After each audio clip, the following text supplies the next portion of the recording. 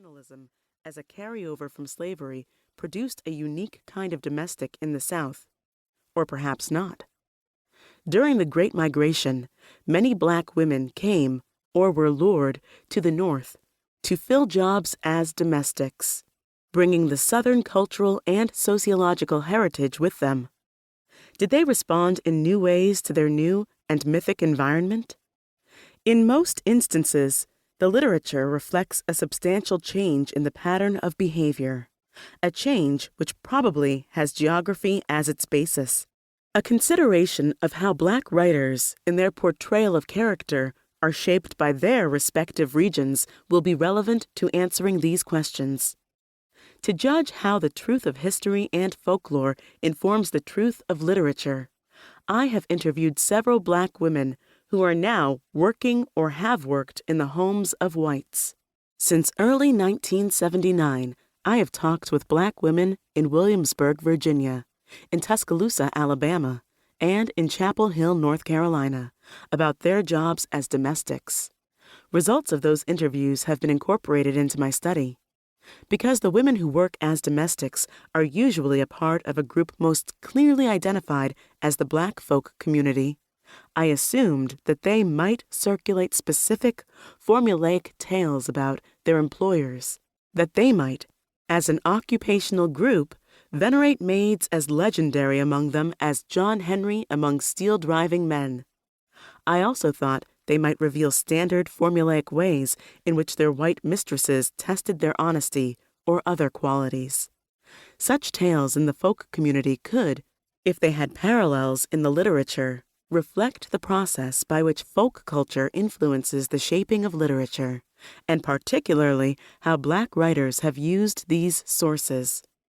A survey of black women in literature written by black Americans reveals that their paradigmatic effort is to hold on to an essence of self against forces that would stereotype them, force them to conform, or dehumanize them. William Wells Brown's Clotel is hardly allowed to realize that she has a self. Her primary objective is to be a case for the abolition of slavery. Charles Waddell Chesnutt's Rena Walden is torn among too many selves, while Nella Larson's Helga Crane is a chameleon adjusting to other people's conceptions of what it should mean to be a black woman. Zora Neale Hurston's Janie must combat stereotypes based on age in order to achieve for herself the life she wants. And Toni Morrison's Sula destroys when self-expression is denied to her. Black women of all classes and stations in the literature thus find themselves fighting just to be. This is especially true of the black women depicted as domestics.